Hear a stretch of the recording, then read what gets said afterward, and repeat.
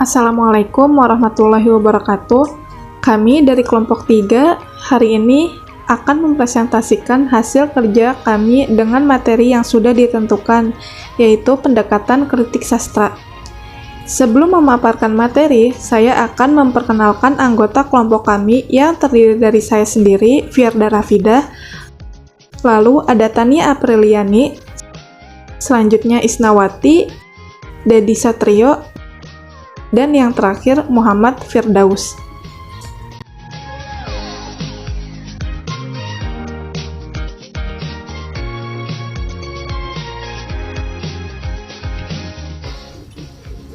Karya sastra adalah dunia imajinatif pengarang dalam mengkreasikan pengalaman yang pernah dialaminya di kehidupan sosial. Karya sastra sebagai suatu seni yang kompleks, artinya pengarang di dalam mengekspresikan sesuatu melalui media sastra, tidak hanya pada salah satu aspek saja, tetapi seluruh aspek kehidupan manusia. Karya sastra juga tidak lepas dari kehidupan manusia. Sastra dengan kehidupan manusia berpadu, tidak bisa dipisahkan satu sama lainnya. Suhendar 1993. Mengkaji karya sastra akan membantu kita menangkap makna yang terkandung di dalam pengalaman-pengalaman yang disampaikan melalui para tokoh imajinatifnya, dan memberikan cara-cara memahami segenap jenis kegiatan sosial kemasyarakatan, serta maksud yang terkandung di dalam kegiatan-kegiatan tersebut, baik kegiatan masyarakat kita sendiri maupun masyarakat lainnya. Al-Ma'ruf 2010. Kesulitan dalam memahami gejala sastra memicu para ilmuwan untuk menemukan berbagai cara sebagai pendekatan yang baru. Dengan kata lain, gejala sastra memunculkan hadirnya sejumlah masalah yang baru yang menarik dan perlu dipecahkan. Persoalan penting dalam penelitian dan analisis sastra adalah bagaimana cara mendekatinya.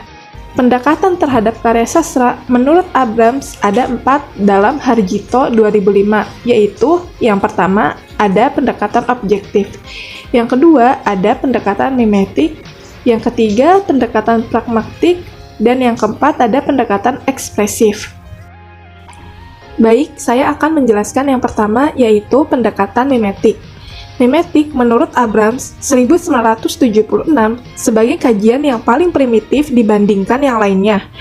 Mimesis sebagai konsep pada dasarnya merujuk pada prinsip dasar dalam seni, di mana seorang seniman menciptakan karya dengan menyalin dari alam. Dengan kata lain, teori mimesis seni terutama didasarkan pada asumsi bahwa segala bentuk seni representatif adalah salinan alam.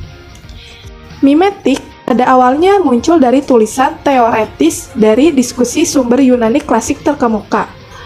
Mode pendekatan ini yang pertama kali muncul adalah Plato dan Aristoteles.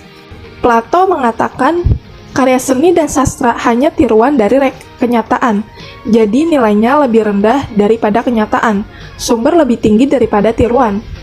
Bagi Plato, mimetik terikat dengan ide penciptanya. Ide tersebut tidak dapat menghasilkan tiruan yang sama.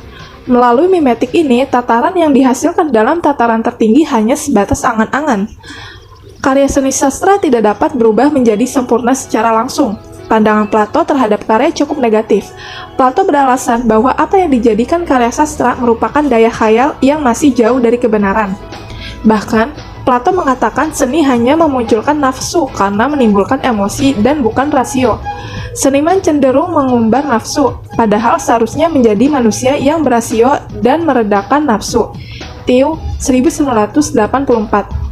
Karena itu, Plato membangun model mimetik yang tidak menguntungkan. Selanjutnya, pandangan Plato tentang mimetik dikritik dan dikembangkan oleh muridnya, yaitu Aristoteles. Aristoteles setuju dengan pandangan Plato pada prinsip puisi dan kata sebagai bentuk seni yang representatif dari mimetik dari alam. Namun, Aristoteles mendalihkan mimetik yang menunjukkan imitasi dan menimbulkan interpretasi. Hagbard 1984. Aristoteles meyakini bagian alami manusia adalah seorang makhluk yang imitatif. Gagasan Aristoteles tentang mimetik menunjukkan cara di mana suatu tindakan yang ditimbulkan, tetapi tidak sebenarnya dilakukan menyamai fitur penting dari semua tiruan. Setiap mimetik adalah kebangkitan dari suatu tindakan yang benar-benar terjadi, yang tidak benar-benar dilakukan, yang hanya memberikan ilusi berlangsung.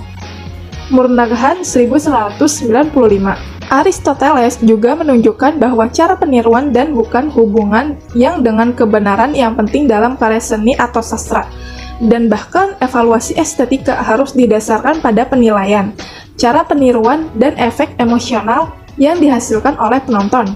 Aristoteles juga memandang bahwa dunia dalam karya seni atau karya sastra lebih menguntungkan dan menarik daripada dunia nyata. Kritik sastra mimetik mengasumsikan bahwa karya sastra adalah sebuah tiruan dari dunia maupun manusia. Pendapat ini diilhami oleh aliran Marxis, sosiologi sastra, dan lainnya yang mengklaim bahwa karya sastra sebagai dokumen sosial. Marx dan Engels menentukan bahwa dalam menciptakan suatu karya, kesadaran penulis bukan yang menentukan kehidupan, namun kehidupan itulah yang menentukan arah kesadaran. Seorang penulis yang peka terhadap kehidupan sekitar akan memiliki kesadaran dan proses berkarya yang renyah. Kehidupan sosial ini disesuaikan dengan cara pandang masyarakat dalam menciptakan kehidupan. Eagleton 2002. Pendekatan mimetik ini cukup mengilhami penulis-penulis sastra Indonesia dalam menuangkan suatu karya. Contohnya saja ada Andrea Hirata dalam karyanya yang berjudul Laskar Pelangi 2005, yang menceritakan kehidupan masyarakat yang ada di Belitung.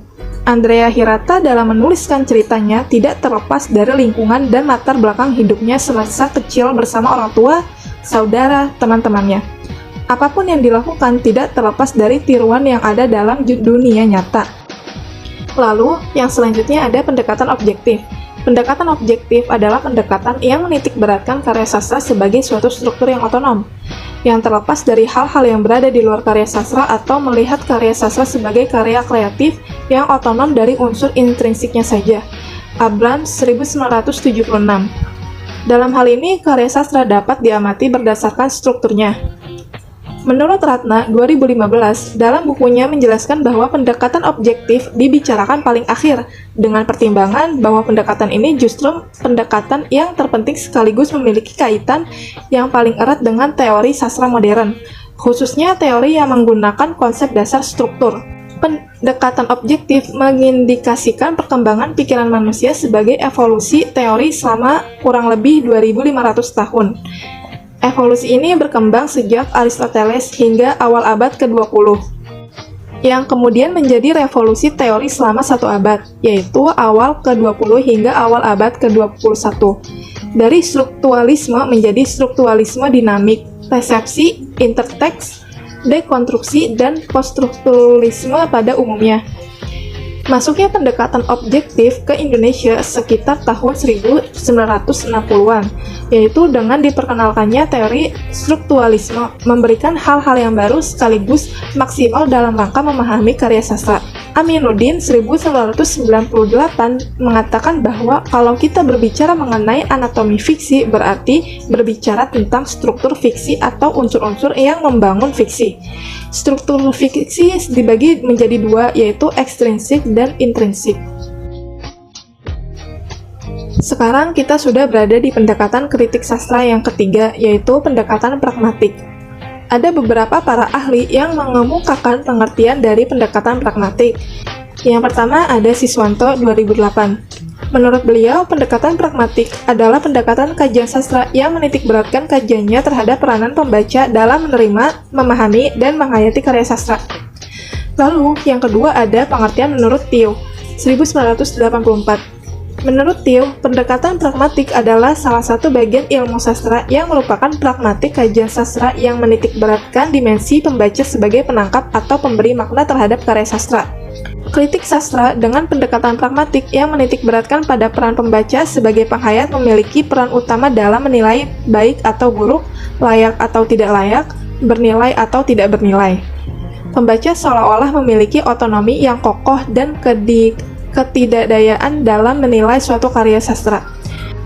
Horatius dalam Art Poetica menyatakan bahwa tujuan penyair ialah berguna atau memberi nikmat, ataupun sekaligus memberikan manfaat dalam kehidupan. Dari pendapat inilah dimulai pendekatan pragmatik. Wahyudi Siswanto 2008. Pendekatan pragmatik memberikan perhatian utama terhadap peranan pembaca dalam kaitannya dengan salah satu teori modern yang paling pesat perkembangannya, yaitu teori resepsi. Pendekatan pragmatik dipertentangkan dengan pendekatan ekspresif. Kenapa bisa bertentangan dengan pendekatan ekspresif? Mari saya jelaskan. Subjek pragmatif dan subjek ekspresif sebagai pembaca dan pengarang berbagai objek yang sama, yaitu karya sastra. Perbedaannya, pengarang merupakan objek mencipta tetapi secara terus-menerus. Fungsi-fungsinya dihilangkan, bahkan pada gilirannya pengarang ditiadakan.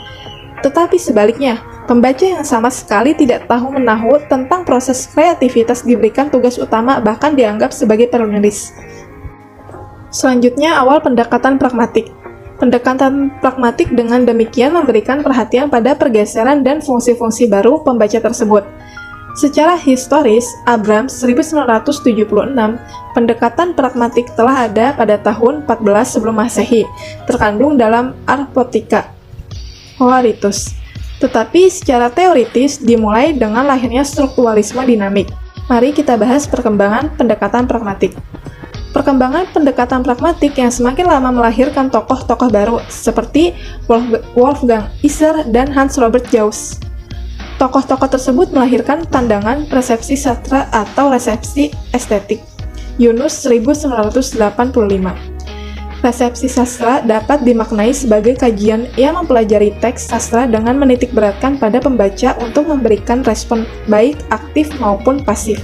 Yunus 1985, Endrawarsa 2013. Terakhir, materi dari kami tentang pendekatan kritik sastra, yaitu pendekatan ekspresif. Kritik ini seperti diungkapkan oleh Abrams 1976 menggunakan pendekatan ekspresif yang menekankan pegangan penulis sebagai pencipta. Kritik ini menggunakan pedoman bahwa karya sastra sebagai pernyataan dunia batin pengarangnya. Berbagai polemik yang ada di dalam batin pengarang terekspresi ke dalam karyanya. Semua gagasan, ide, cita rasa, emosi merupakan dunia dalam pengarang dan ditampilkan ke dalam karyanya. Menganalisis karya sastra dapat dianggap sebagai sarana untuk memahami keadaan jiwa pengarang. Diungkapkan oleh Umri 2005 bahwa kritik ekspresif adalah kritik yang menekankan hubungan antara karya sastra dengan pengalaman batin dan maksud pengarang. Lebih lanjut, Yudhoyono KS 1990 secara ringkas mengungkapkan bahwa kritik ekspresif ialah kritik yang menekankan pada hubungan antara karya sastra dengan keadaan jiwa pengarangnya.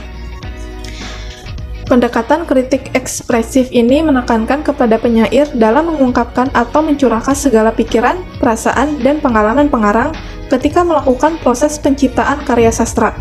Pengarang menciptakannya berdasarkan subjektivitasnya saja, bahkan ada yang beranggapan arbitrer. Padahal, ekspresif yang dimaksud berkenaan dengan daya kontemplasi pengarang dalam proses kreatifnya, sehingga menghasilkan sebuah karya yang baik dan syarat makna. Para kritikus ekspresif meyakini bahwa sastrawan atau pengarang karya sastra merupakan unsur pokok yang melahirkan pikiran-pikiran, persepsi-persepsi, dan perasaan yang dikombinasikan dalam karya sastra.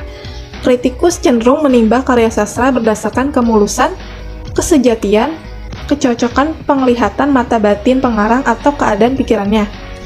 Tetapi perlu diketahui bahwa dalam perkembangan sastra Indonesia, pendekatan ekspresif dapat dikatakan kurang laku atau kurang diminati bila dibandingkan dengan pendekatan sastra lainnya.